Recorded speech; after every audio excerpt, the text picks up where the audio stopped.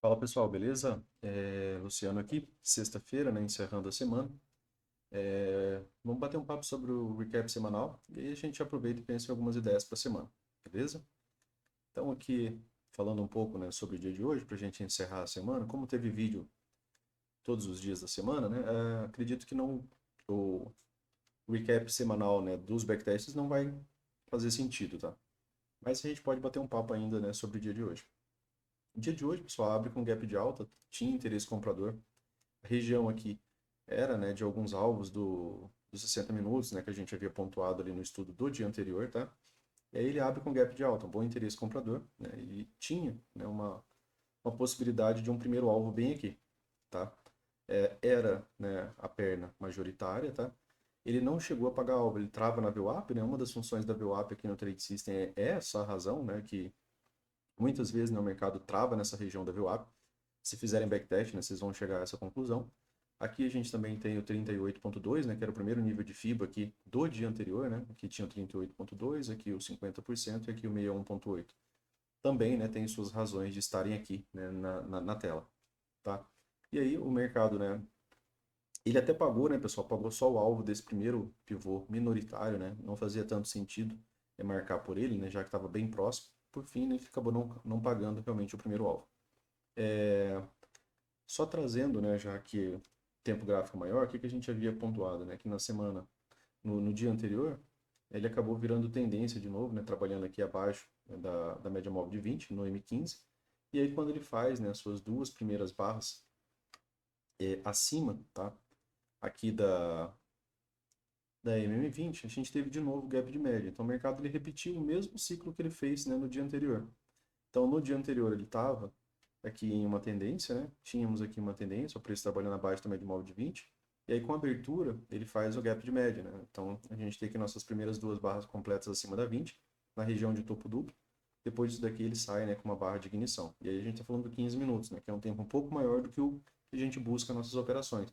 Mas é sempre interessante a gente ter o contexto dele, para saber se ele está em tendência de alta, tendência de baixa, né, para a gente ter um filtro melhor do lado das operações.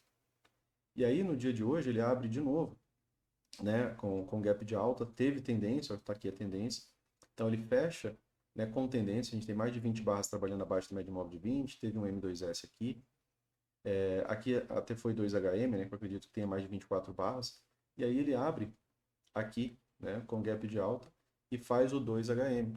O que é o 2HM? São as duas barras iniciais completas, tá, acima da média móvel de 20. E foi o mesmo setup que teve aqui, né, nesse dia, teve aqui no dia, né, posterior, na quinta e agora na sexta. Então, pós 2HM, né, o mercado ganha um impulso maior de alta. Aqui vira, né, microcanal. Aqui a gente havia conversado com o pessoal do, do, dos assinantes, né? Aqui virou microcanal, né, pessoal? Essas quatro barras aqui. E nessa própria quarta barra, né, na quinta barra, na verdade, ele faz aqui uma H1, certo? Então eu tenho aqui uma H1.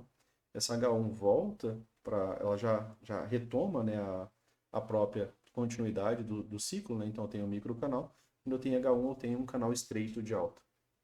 É esse canal estreito de alta tem a sua H1, depois aqui ele perde mínima aqui na própria barra. Quando ele renova a máxima, eu tenho aqui uma H2. A H2 também foi vendida, né, fortemente, tá? Aí veio dar esses alvos aqui. Aqui também teve um ponto bem importante, né? Todas essas linhas aqui, pessoal, são alvos, tá? São alvos do M60 que a gente havia deixado, né? Eram algumas possibilidades de alvo aqui. Intraday, né, ele chegou também a pagar terceiro alvo, tá? Então, aqui ele pagou terceiro alvo desse pivô, já coloco, fica mais fácil colocar nos 5 minutos para a gente falar sobre os alvos. Mas ele acabou pagando uma série de alvos, né, quando ele chega nessa região aqui. Então, aqui, ó, ele paga, né, o terceiro alvo intraday, certo? Nessa região aqui, onde não teve boa continuidade, né, pós esse alvo. Ele também pagou, né, o primeiro alvo desse pivô, tá? Desse pivô macro, todo esse pivô aqui, ó, o primeiro alvo dele é essa região. Ele também pagou o terceiro alvo desse outro pivô intraday. Então, sempre que tem um rompimento, né, você acaba podendo trabalhar a projeção de alvos. E os alvos intraday, né, eles acabam tendo uma melhor probabilidade de serem alcançados, né, do que você pegar alvos macro, lá pegar movimentos amplos. Então, aqui também deu o primeiro, né, segundo e terceiro alvo.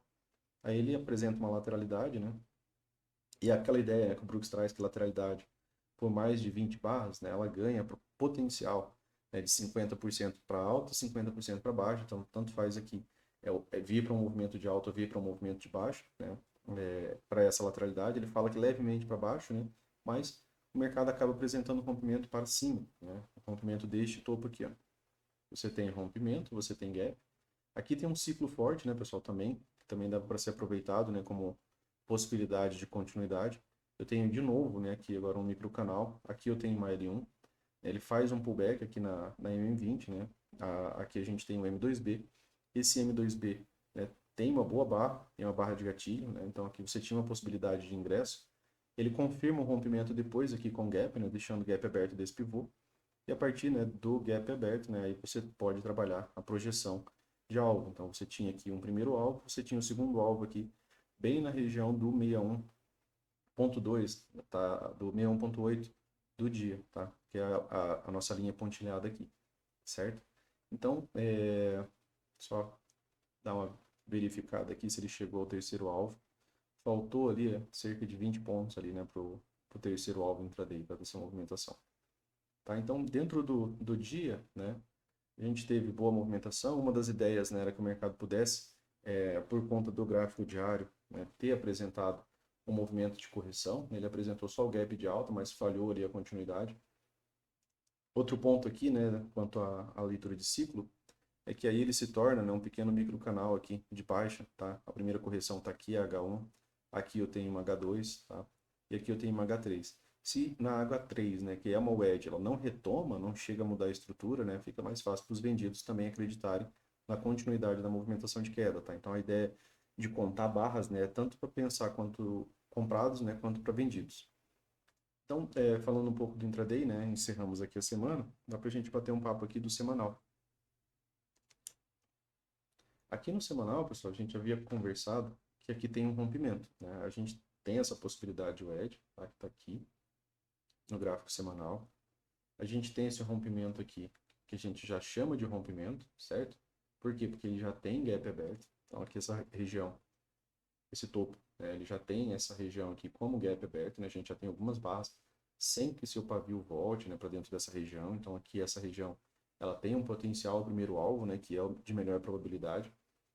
Quanto a ciclo, né, pessoal? E quanto a pensamento da semana que vem, né? Daquilo que a gente pode pensar para a semana que vem. A gente tem aqui um ciclo forte, eu tenho aqui um microcanal, eu tenho aqui uma L1, certo? Primeira vez que os vendidos conseguem trazer o preço abaixo da mínima da barra anterior. E aí eu tenho a retomada dessa movimentação, quando ele perde a mínima mais uma vez, eu tenho uma L2. Quando tivemos, né, essa L2, agora a gente está tendo 3 barras de baixo. E a gente fala que quando a gente tem um microcanal, normalmente quando ele tem a sua primeira correção, né, que é quando ele perde a sua primeira mínima, a gente sai do microcanal para um canal estreito de alta. No canal estreito de alta, pessoal, posso ter uma, duas, três barras de correção consecutivas e no geral a gente espera a retomada na próxima barra. Então aqui, quando ele chega nessa região de decisão, quanto à probabilidade de manutenção do ciclo, né, o que mais se pensa, né, nessa ideia aqui é que a barra seguinte seja ou uma barra de retomada, tá? Uma barra de retomada de alta, ou um doji, que seria uma pausa, tá? Nessa movimentação aqui dos vendidos.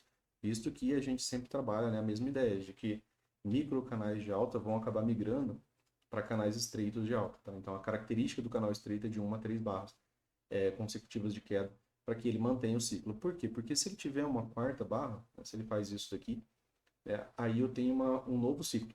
Né? Eu tenho um ciclo forte que foi revertido por um ciclo forte.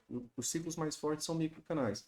Então, dentro, né, de, de ciclos, né, é sempre interessante a gente estar nessa avaliação aqui, porque a próxima barra é a barra de decisão. E na maioria das vezes, né, a barra do semanal ela vai acabar tendendo, né, para uma movimentação de alta. Tá? Não tenho sempre, mas tenho uma boa probabilidade de continuidade. Então, pensando nisso, né, falando que no semanal, né, a gente pode ter uma barra de retorno, né, uma barra dos comprados, então significa que lá no diário a gente pode ter mais dias de alta. Tá? Então, é uma probabilidade já para a semana que vem. Então, se a gente puder, né, ter condições de trabalhar a compra, né, ou seja, o mercado nos dá essa condição, faria sentido por conta do semanal, tá? Aí a gente dá uma olhada no diário aqui, ele testa, né, pessoal, essas regiões de fundo anterior, tá? A gente ainda está na região do 38,2.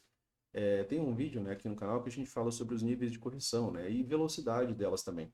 Quando a gente tem uma perna, né, de alta extrema, que é um movimento muito forte, né, e o mercado vem apresentar esses níveis de correção, quando ele faz esse primeiro nível de correção no 38,2, e se ele retoma essa movimentação, geralmente ele retoma com mais ímpeto, né, ele retoma com mais força.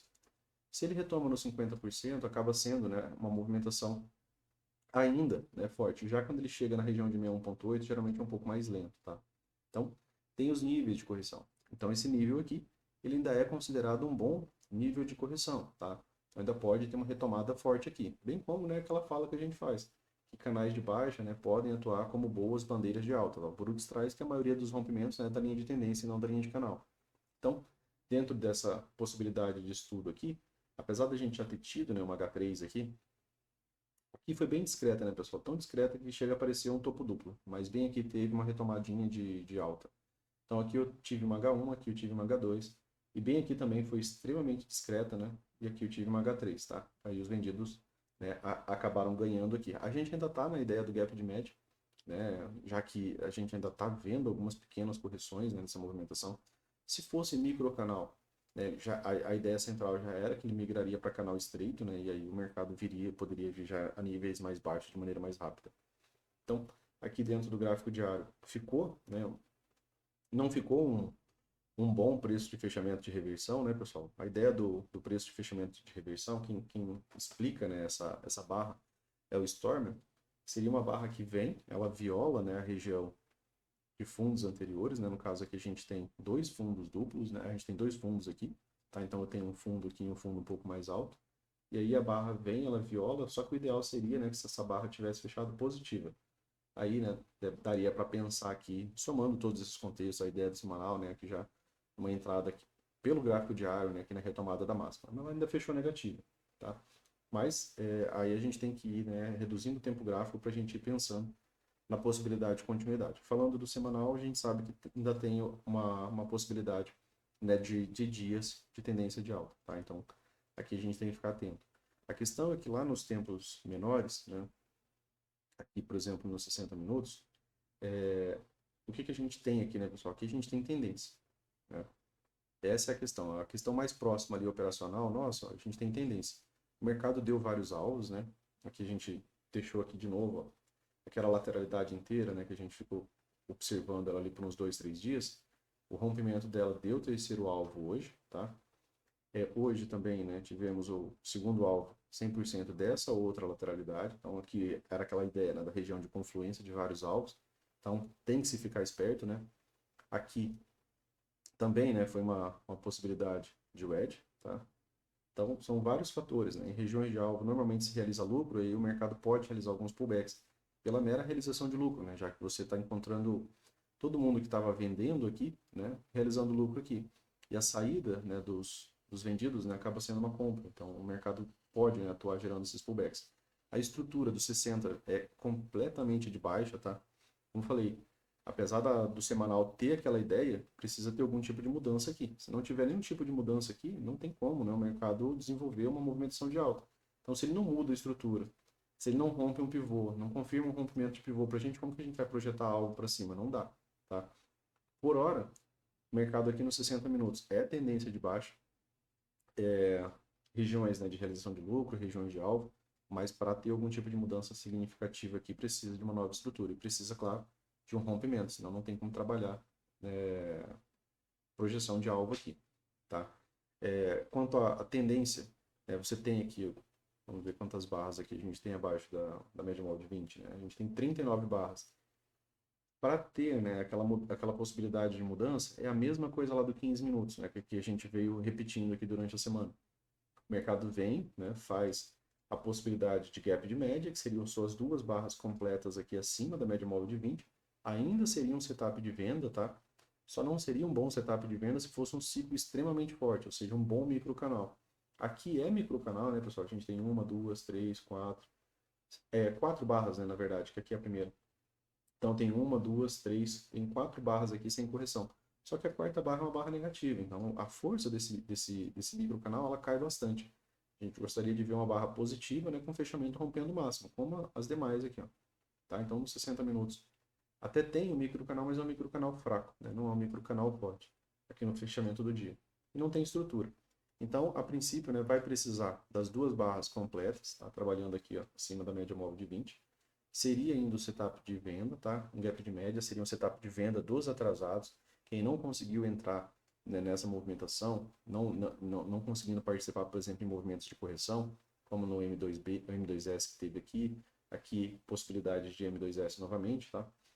Não conseguiu, seria uma possibilidade, tá, de estar participando ainda da possibilidade do último suspiro dos vendidos para depois, né, quem sabe ter uma MTR, tá?